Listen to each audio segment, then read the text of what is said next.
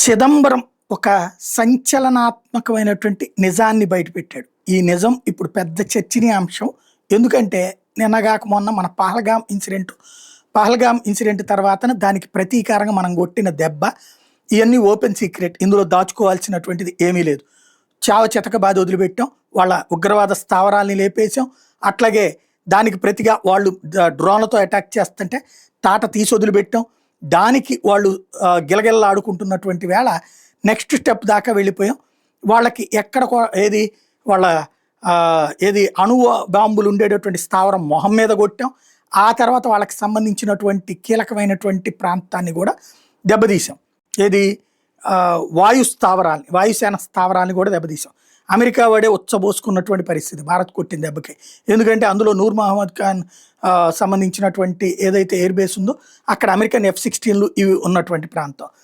అంత major incident చేస్తే దాన్ని తప్పుపడతా ఏం చెయ్యలేదు అని చెప్పేటటువంటి, లేదా పాకిస్తాన్ మన విమానాలను కూల్చేసిందని ఒక దిక్కుమాలినటువంటిది మాట మాట్లాడినటువంటి కాంగ్రెస్ పార్టీకి సంబంధించినటువంటి వాళ్ళు ఎంత భయపడి, అంటే అమెరికా చెప్తే ఆపేశాడు యుద్ధం అంటూ ట్రంప్ ఏదో కూతకొస్తున్నాడని ట్రంప్ని అడ్డం పెట్టి వాగుతా వచ్చినటువంటి కాంగ్రెస్ పార్టీ రాహుల్ గాంధీకి సంబంధించి, అదే పార్టీకి సంబంధించినటువంటి చిదంబరం, ఇప్పుడు అప్పట్లో హోంమంత్రిగా చేసినటువంటి చిదంబరం, బొంబాయి పేలుళ్ళు ఈ ఇన్సిడెంట్ తర్వాత జరిగినటువంటి పరిణామాల్లో యుద్ధానికి మేము సిద్ధమైనా కూడా అప్పుడు ప్రభుత్వం క్లియరెన్స్ ఇవ్వలేదని ఏదైతే సైనికాధికారులు చెప్పినటువంటి అంశాలకు సంబంధించి ఇప్పుడు ఆ చిదంబరాన్ని అడిగితే ఏమైంది, ఎందుకు చేయలేదు అన్నటువంటి పాయింట్ చిదంబరం ఓపెన్గా చెప్తున్నాడు.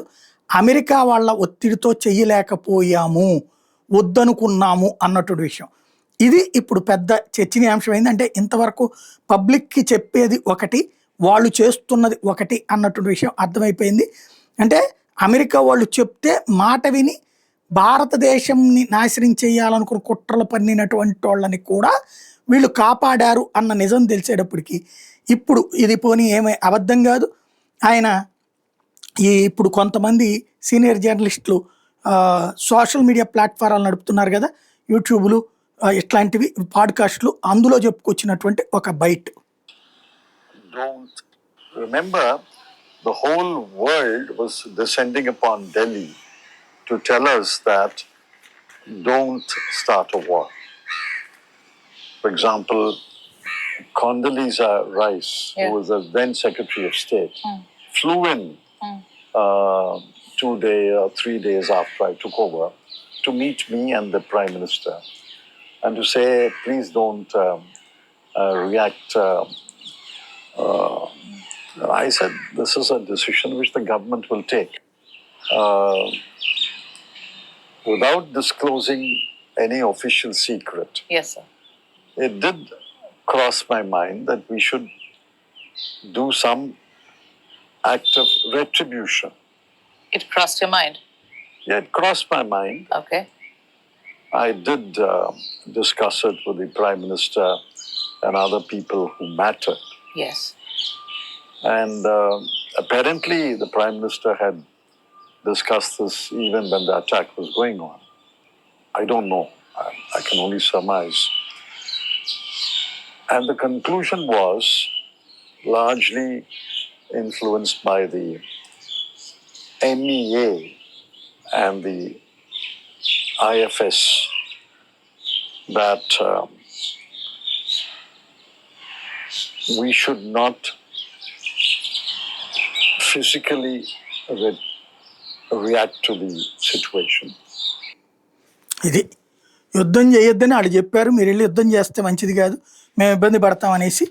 అంటే పాకిస్తాన్ పబ్లిక్గా చేయించిన అరాచకానికి కూడా రివర్స్ యాక్షన్, ప్రతీకారం తీర్చుకోవద్దు అని అమెరికా చెప్తే ఆగిపోయారట. ఏదో ఒకటి చేస్తే బాగుంటుందని వీళ్ళు మనసులో అనుకున్నారట, దానికి కూడా వాళ్ళు వద్దన్నారట, ఆగిపోయారట. వీళ్ళు నీతులు చెప్పేటట్లు ఈ దేశానికి సంబంధించి. అదే మోడీ వచ్చాక ఒకసారి సైన్యం మీద పఠాన్కోట్ అటాక్ చేస్తే అక్కడికి వెళ్ళి POK మీద కొట్టొచ్చారు.